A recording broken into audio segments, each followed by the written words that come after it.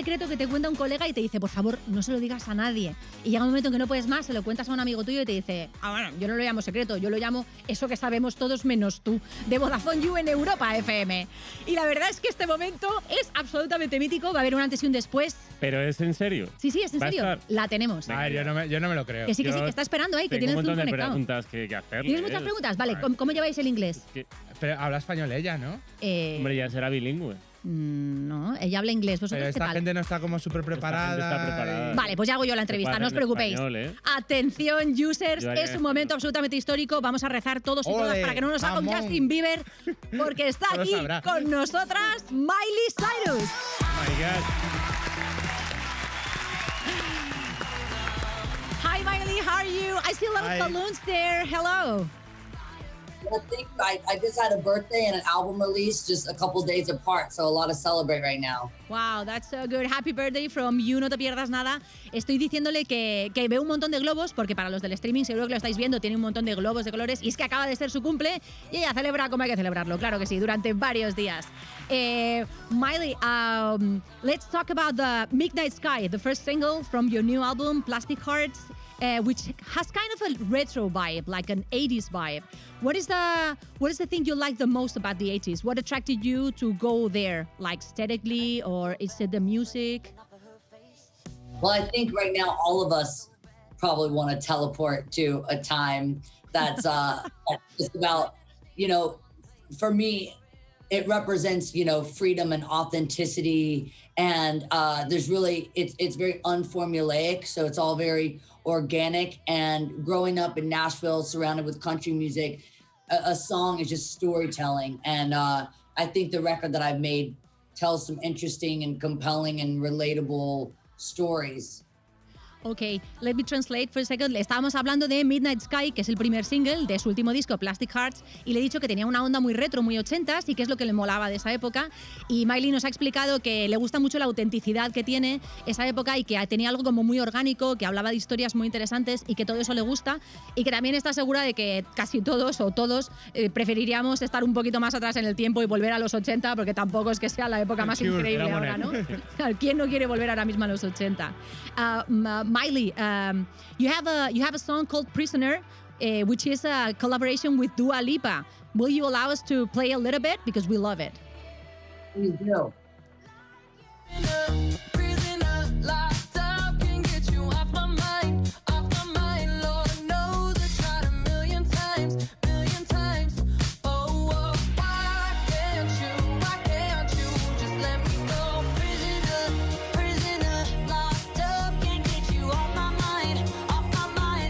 Oyendo Prisoner, que es la primera colaboración que hace con Dua Lipa.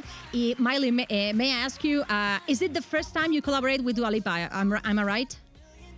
Yeah, actually, one really unique, I think, way that we came up with the song was this isn't the first song that we've actually recorded together. It's the first time anyone's ever heard a song that we've recorded together, but we really wanted to find the right song that, as individuals really represented us. And I think we did that because we have a lot of similarities, but a lot of differences.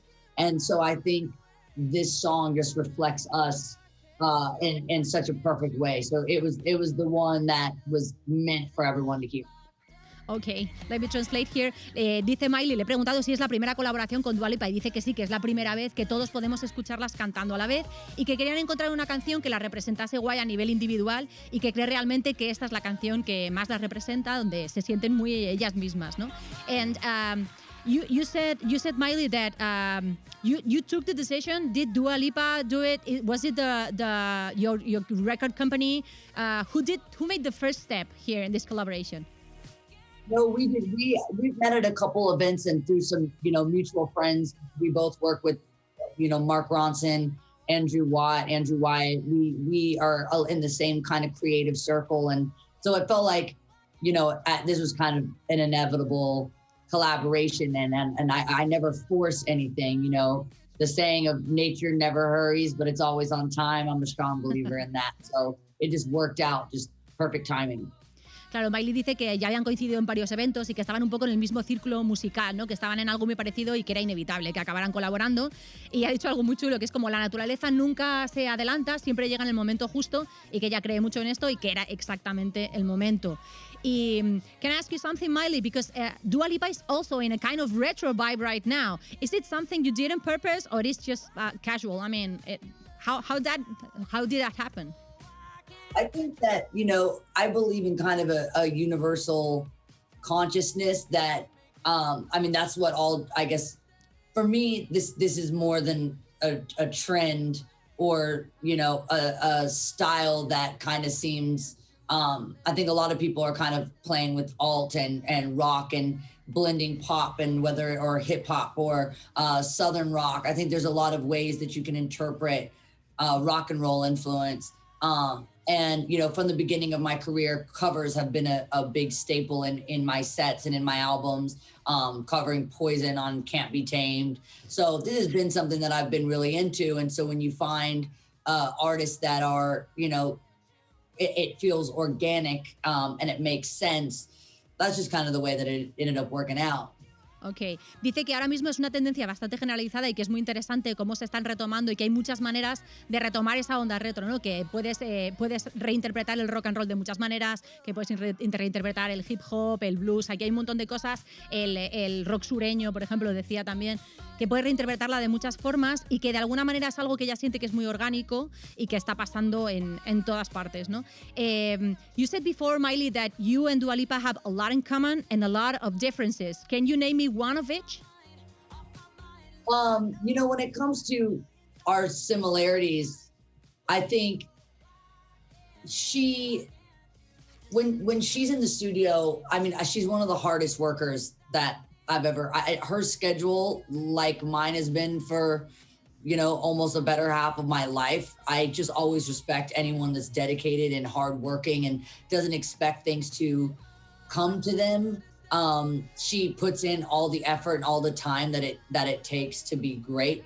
And so that I'm always really attracted to. Mm-hmm. And when it comes to the differences, I think that, a lot of her shows and her music have much more polished elements to them than mine, that you never really know what to expect or what I'm going to do because it's never kind of planned or curated in any way. And that can be, neither of them are better than the other. I just think that, I think that she, again, with that dedication, she trains, she choreographs she creates a kind of concrete idea of what she's going to do. And that's what she's going to do. And she knows what she's going to do. Mm-hmm. I have the time, have no idea what I'm going to do before I do it.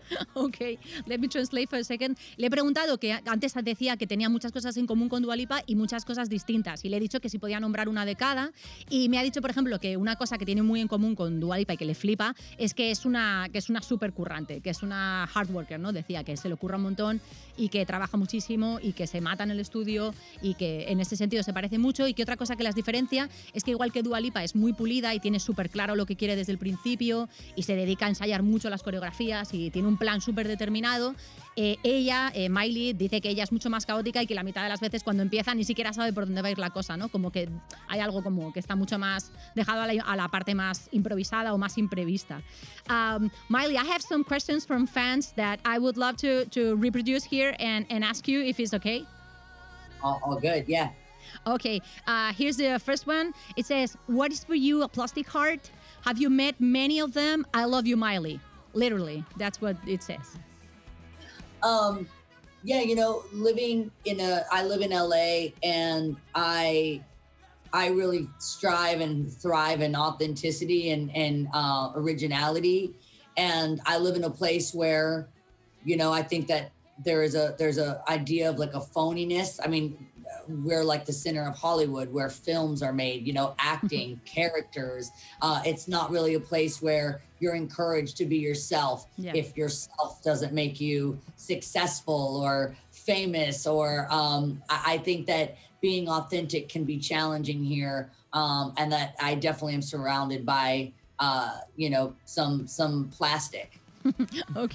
Le he hecho una de las preguntas que nos habéis enviado los fans y las fans, que era ¿qué es para ti un plastic heart, un corazón de plástico? Y que si has conocido a muchos. Y decía, te amo, Miley, que le ha hecho mucha ilusión, ha sonreído. Y la respuesta que me ha dado es que dice, bueno, yo vivo en Los Ángeles, que es un poco el centro de la ficción, ¿no? Esto es Hollywood. Aquí lo más normal es que ser auténtico sea difícil de encontrar. Decía que hay mucha gente que no habla de, por ejemplo, cuando no te va bien o cuando no tienes éxito. Hay mucho postureo, ¿no? Entonces decía que, por desgracia, a veces ser tú mismo en un sitio así es casi un reto y que por eso se ha encontrado a mucha gente que es más de plástico que de verdad. Here's the second question from our fans, and it goes like this. I'm going to read it just word by word. It says, did you really feel like you wanted to make out with Dua Lipa during the video clip? I absolutely did. They wanted to make out with Dua Lipa also? Yeah. Listen, the fact that I get to consider that a day at the office, that was my job that day. I don't know if it gets any luckier than me. Ok, le he preguntado, porque uno de los fans o una de las fans nos ha preguntado, ¿te dieron ganas de enrollarte muy fuerte con Dua Lipa durante el videoclip? A mí también. Y ella ha dicho, la verdad es que teniendo en cuenta que eso para mí era un día de trabajo, soy muy afortunada trabajando, ¿no? Que para ti el día sea, venga, voy a echarme una juerga con Dua Lipa, es bastante guay. I wanted to go back to those covers you were talking about before, because you did really nice covers of mythic songs like Zombie from the Cranberries or Heart of Glass from Blondie. And if you think it's okay, I'm going to play a little bit of Heart of Glass. I had a heart of glass. She like the real thing, a little blind. Is there a new cover you have in mind right now that you can give us, like a hint?